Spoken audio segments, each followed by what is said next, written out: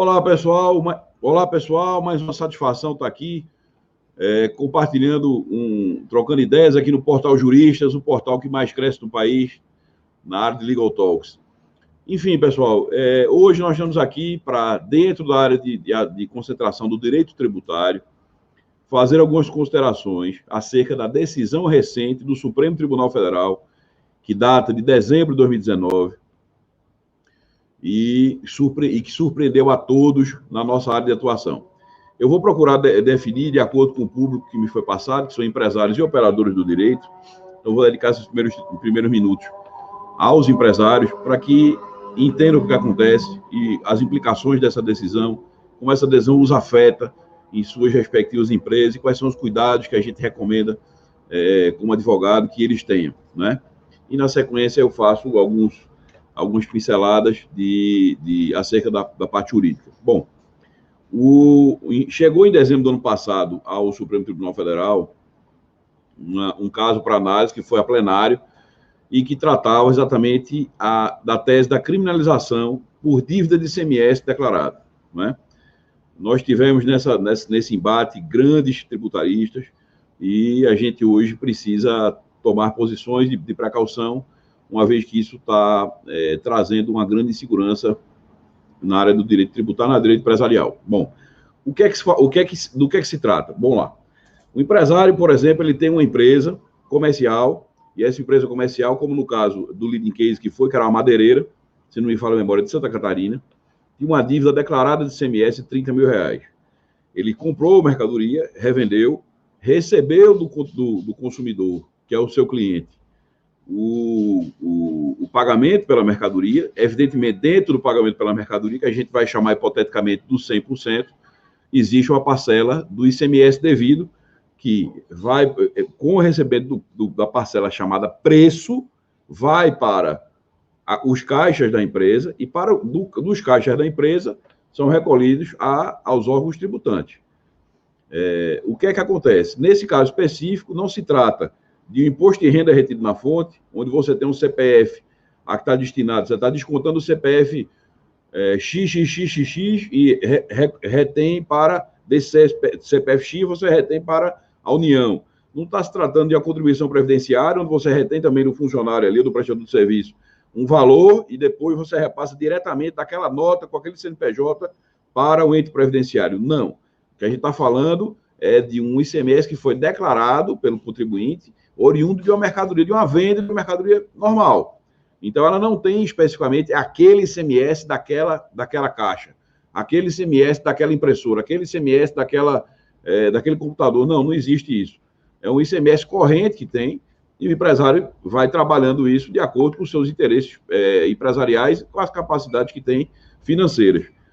Muito nos é perguntado, como advogado, bom, doutor, e aí, doutor, o que é que eu faço? Eu não tenho dinheiro para pagar, hoje, esse mês, eu não tenho dinheiro para pagar o fisco, eu não tenho dinheiro para pagar os tributos, no caso, os tributos, os fornecedores e os funcionários. Qual que eu devo priorizar? Bom, eu digo, olha, a gente está aqui em uma consulta, um trabalho jurídico, jamais eu posso considerar que deixe de pagar o fisco, mas se você hoje tem uma dificuldade em relação ao pagamento do fisco, suspenda por hora, por alguns dias, o pagamento do fisco, depois a gente entra no parcelamento, mas não deixe de pagar seus funcionários e não deixe de pagar seus fornecedores. Sempre que possível, pague os 3. Mas quando não for possível, parcele, negocie, mas declare. Sempre foi essa a nossa orientação como tributarista para todas as empresas que a gente trabalha, não é? Todas as vezes que somos consultados, declare a operação ao fisco. Esse é o mais certo a fazer. Bom, o que é que acontece? Com essa mudança de paradigma do Supremo, nós não podemos mais alertar o nosso cliente nesse sentido, a não ser fazer a ressalva. Olha, declare como você vinha declarando, com o risco de, mesmo declarando, ser considerado criminoso. Ao fim e ao cabo, essa decisão do Supremo, que a gente entende como absolutamente teratológica, não tem nenhuma ressalva em dizer aqui, absolutamente equivocada. Inclusive, esse equívoco já foi demonstrado no voto divergente da ministra Maria Tereza, quando do julgamento no STJ, antes de chegar ao STF, portanto, mas ela foi carimbada de forma equivocada como um crime praticado pelo contribuinte. A gente entende, quando aprende direito tributário nas cadeiras da faculdade, desde os mais básicos dos básicos, que Uma vez declarada a tributação, você afasta a criminalização. O que o Supremo está dizendo agora é exatamente o oposto. Mesmo declarando, se você não pagar, você é inadimplente, você então tem que pagar. Tem que pagar, não, você é criminalizado.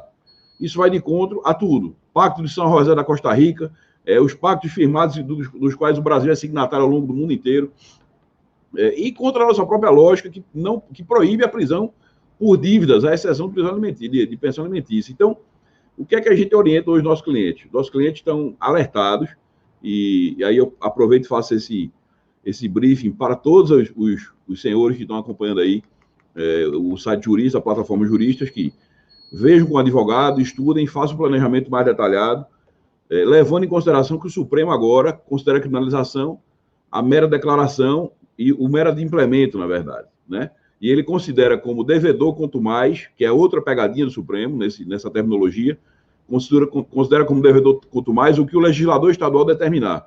Então, em Pernambuco, o conceito de devedor quanto mais pode ser um, em São Paulo pode ser outro, no Rio Grande do Norte ser outro, no Distrito Federal ser outro, enfim, vai virar uma panaceia.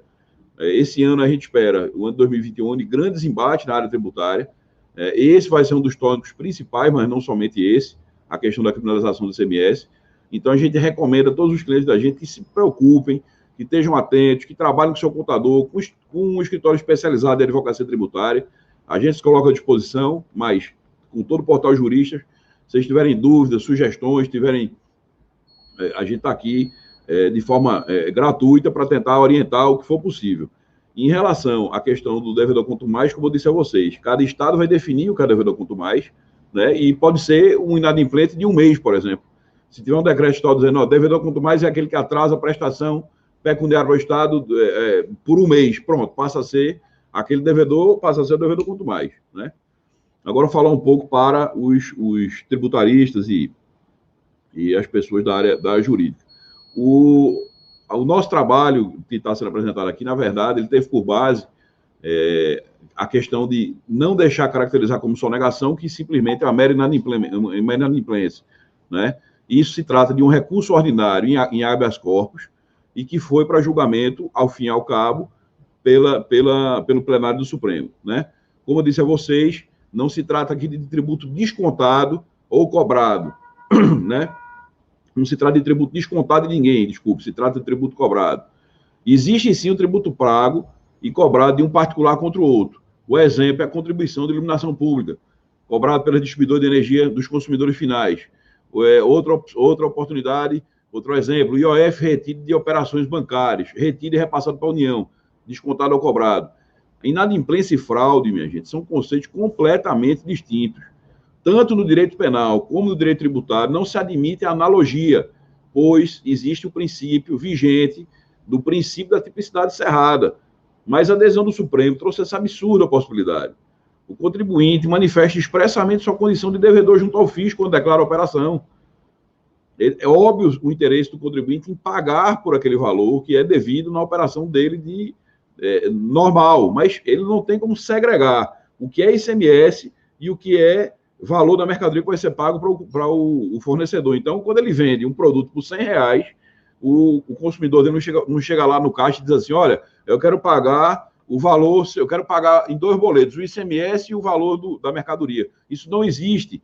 O contribuinte que está lá no final, que é o consumidor de fato, o contribuinte de fato, eu quero pagar o preço, eu não quero pagar ICMS, eu quero pagar o quanto é o preço na mercadoria. E aí ele vai ser dito, olha, o preço da mercadoria é R$100. Aquele valor é recolhido para os caixas da empresa e dentro dos caixas da empresa é transferido a parte que cabe ao fisco, a parte que cabe ao fornecedor, pela lógica e pela sistemática adotada pelo empresário.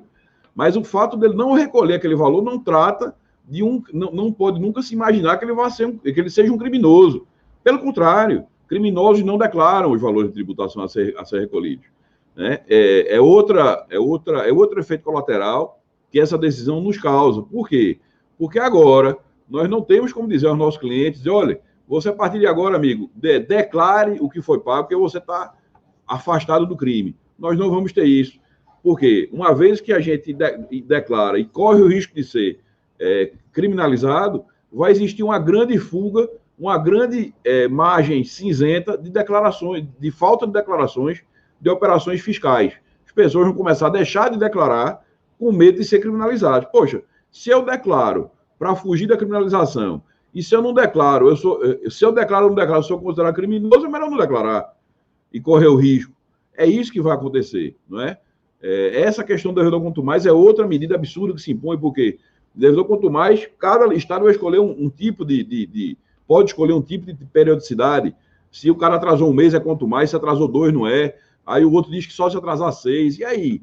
As repercussões de tributação interestadual que isso tem. Então, assim, a gente não pode nunca tratar um devedor que está sem caixa, um contribuinte que está sem caixa, o que é agravado, inclusive, com a presente pandemia, na segunda onda da pandemia, como se fosse um contribuinte criminoso.